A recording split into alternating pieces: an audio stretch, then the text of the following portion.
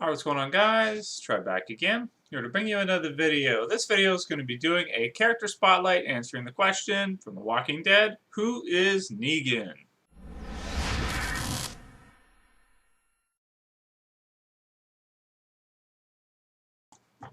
Alright, so as you can see, the move is underway. Boxes at the back and everything. Gonna have to be putting a lot of time into that coming up pretty soon. I've already started, so definitely gonna throttle back in the videos, but definitely wanted to do this one as I think Negan is a really important character for The Walking Dead. Now, when can we expect to see him in the TV series? It's probably going to be a while. I would think at least until probably season number 7 at the earliest. Well, maybe 6 or 7. It really depends on what they do with the governor. If they have the governor, be the main antagonist for season 4, and then they kill him off, let's say sometime during season 4, at the end of season 4, then season 5 and 6, they would probably do like a Fear of the Hunters for season maybe 5, season 6, getting to know the Alexandria Safe Zone, everything that happens there. Maybe 7, they could still do Alexandria Safe Zone, and then maybe 8, have Negan come in. But I think they might want to rush to get him in, so maybe season 7 or so. Now, in terms of him as a character and as a villain for the series, I have done a video comparing Negan with the governor, kind of going through their traits, comparing, which one I like better and why. And if you guys have seen that video, if you haven't, feel free to search it on my channel. Just type it in the search, you'll find it. I basically concluded that Negan, I would think, would take out the governor pretty easily. I mean, the governor does have tanks, or he had a tank, and some pretty heavy weaponry. But Negan has so many men. Like, he has so many fighters versus the governor. The governor doesn't have anywhere near that many. He's got, let's say, maybe somewhere in the range of 20, 30, 40, whereas Negan has somewhere in the range of like 50, 60, 70. Plus, they're all more tested because they've been around longer. They've survived longer. And at this point in the series, they run basically out of ammunition. So if he was to face off against the governor, he probably would have more gunpowder, ammunition, things of that nature. It's just that we're so long into the zombie apocalypse now in the series that all the characters are running out of ammunition. So Negan's group has to resort to using other things like chainsaw, baseball bats, swords, all these different types of things, crowbar, so things like that. Very cool, very cool. I like it a lot. So he has his group, the Saviors. To read his biography here, it says, Negan is the leader of a group called the Saviors and a primary antagonist for the comic series. Negan is something of a polar opposite to Rick. While Rick has killed to survive, Negan kills to assert his group's stance as the dominant power in the post-apocalypse, going so far as to refer to their cause as the New World Order. He uses his authority and resources to subjugate other communities, such as the Hilltop Colony and now the Alexandria Safe Zone, as well as, we found out, Ezekiel's group too in the kingdom, into paying tribute to the Saviors in exchange for protection from walkers. In retaliation for Rick's group's resistance to their demands, as well as the deaths of several of his men, Negan and the Saviors ambushed them, and he brutally murdered, spoilers for anyone who hasn't read issue 100, Glenn. Signifying the severity of the situation. So he takes now his first appearances in issue 100 of The Walking Dead. So obviously he didn't come in early or anything, but he's been in since then, and I imagine he'll be around for quite a while. Definitely be a main character, and probably in terms of him versus the governor, I hope he's around longer than the governor, because I think he is a better villain than the governor. He's more interesting to read. He's more fun to deal with. He is evil at the same time, but he's also funny too, which is kind of, he's like the Joker from The Walking Dead, I guess you could say. He messes around a lot, but then he's got strict rules that he follows by, which is kind of interesting too. That he takes pleasure in what he does in a lot of cases.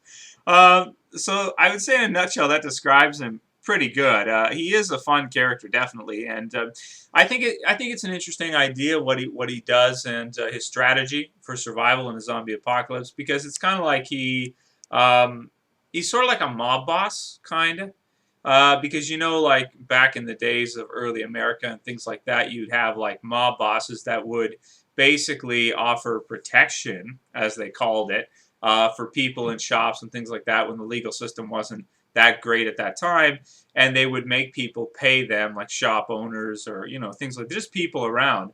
They would make them pay them money for protection from others, including themselves. So and people would, they kind of would be forced to. Otherwise, they're so scared of them that in these groups they form, organized crime, that they would pay. So and they get enough people to do that, then so they become even more powerful because they get even more money, and then it becomes a business in and of itself. So I think his approach to what he does in the zombie apocalypse is really interesting. I mean, it's definitely not something I would have thought of if I was writing it, and definitely different, a lot different from the governor. We know that he's at least got the 3 communities that he is intimidating into giving him tribute, as he calls it, or giving them their stuff, so he doesn't have to go searching for it too much. But there could be others as well. We know the Kingdom, Alexandria Safe Zone, and the Hilltop, with probably the Hilltop being the most lucrative of them all, for the most part. So I do think that is an interesting take and an interesting villain to intimidate those other groups into giving him. It's just an interesting strategy. So in terms of his strategy for what to do in a zombie apocalypse, it definitely is not a good thing to do. Like, it's not a nice thing to do. And in some ways, the governor in the TV series is he's more like, he does prey on other survivors as well, but he doesn't keep them around. He just eliminates them and takes their stuff right away, like a scavenger. Negan is sort of like he'll allow these groups to survive, but then he'll want them every few months. It's like they work for him to, give their stuff upwards, sort of like a pyramid scheme, or just a hierarchy of that way, where he downwards, and then everyone below is going to be feeding up to him, so that he doesn't have to actually do anything. Which is a lot like the real world and how the real world works in terms of money, which is basically essentially, when it comes to rich people, what they do is they build businesses and don't do anything, or do hardly anything, and then if somebody screws up, they just fire them, or everybody, they make money off all the employees to pay upwards. So it's an interesting pyramid, hierarchy in that way of what he's doing. So I think that is maybe one of the most interesting strategies we've had in The Walking Dead so far. Makes him an interesting villain. He also has, let's see here, he's in his early to mid-30s, roughly. I always thought he was like maybe around 40, but maybe 35 would make sense, I guess. Occupation, we don't know about what he did before it. We don't know almost anything about him before it.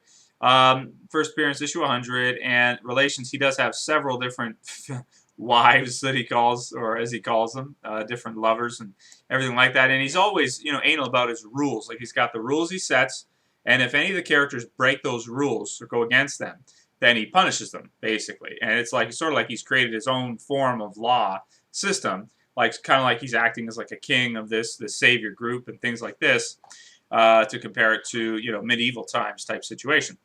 So, very interesting character, a lot of fun. Favorite line is probably here, just to show you. This is from issue 105, when basically, let me just open up here so I can see. You have Carl, who goes after him and tries to take him out. And obviously, it doesn't work, but he does take out 6 of his guys. And then Negan responds with this facial reaction where he's just like, he's so enthused and intrigued to see it. And then he says, effing Christ, man. No wonder you cover that shit up. You look disgusting. Have you seen it? I mean, have you looked in a mirror? I wouldn't blame you if you hadn't. It's effing gross. I can see your effing eye socket. Your goddamn skull is exposed. Now I want to touch it. Can I touch it? And then Carl starts crying, of course. That's the first time we've seen anybody get under Carl's skin, ever, like that. And then, of course, he apologizes. So he does have a humanistic, quality to him as well still, but it's kind of, yeah, I don't know, it's kind of half, like, it is when it benefits him, and then when it doesn't, it isn't. And then afterwards, this is just like a great Negan issue, where he forces Carl to sing him a song, and then as he's singing him, You Are My Sunshine, he's practicing in the background, swinging Lucille, his as he calls it, a vampire bat. Another interesting way of looking at it. A vampire sucks life video. It's a bat.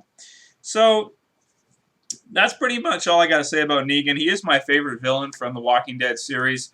Lots of actors. Also did another video talking about who would be good to play him.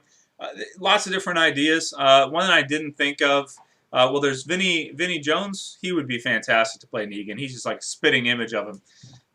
You can Google him if you want to see who he is. Really funny character from all kinds of movies, Snatch and Lock, Stock, Two Smoking Barrels, things like that. English actor. There was a guy who played the Tick, forget his name, and somebody brought up Bruce Campbell. That would be that would be brilliant if they were able to get Bruce Campbell to play Negan in the Walking Dead series. Man, that would be.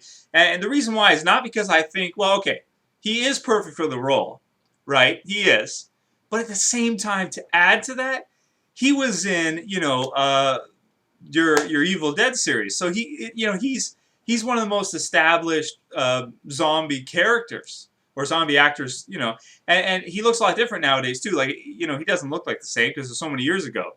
And I think he actually has some gray in his hair too. Like, he's got the black hair and then the gray, and he's kind of bigger now because he's older and everything. That would be a perfect role for him because he's funny and he could be badass and everything like that. That would be brilliant, man. They should definitely look into that. So for me, it's those three. It's Bruce Campbell, forget the guy's name who played the Tick. I have it in the other video, but I forgot. And Vinnie Jones. Between the three of them to play Negan would be the best. But again, if you want to see more of that in detail, check that out. If you want to hear more comparisons about me comparing the Governor to Negan and who would win, check that out too. And obviously the story arc's not done yet, so I'll be interested to see, how it all plays out. But I just hope Negan, Rick's going to try to take him down as soon as possible, obviously. But we know already he's having trouble with that. I don't think it's going to work. So hopefully he's around for at least 50 issues. And probably kills a bunch of characters, I assume. Not just from Rick's group, but also from the others too. Just hope he doesn't kill Andrea, Carl, or Rick, because everybody else, well, Michonne too, Maggie maybe. Everybody else is open season to kill any of them. So that's pretty much all I got to say about Negan. Fantastic character, definitely worthy of the title of maybe the best villain in The Walking Dead, even better than the Governor. And can't wait to see how he's portrayed in the TV series. Got to get one of those three, man. If it's somebody else outside of those three people I just mentioned, oh, it'll be a disappointment because they would just be so good if they got any of those three guys to do it. Oh, it'll be so good. Anyway, that's pretty much my thoughts on Negan as a character. Great character. Let me know what you guys think about him, how you've enjoyed the Something to Fear and Negan story arcs coming through. And it'll be interesting to see how it all plays out. So, yeah, I'll call the video here. Going on, quite a while now, almost 13 minutes. So, that's it for this video, guys. I'll see you for the next one. This is Trev, and I'm saying peace.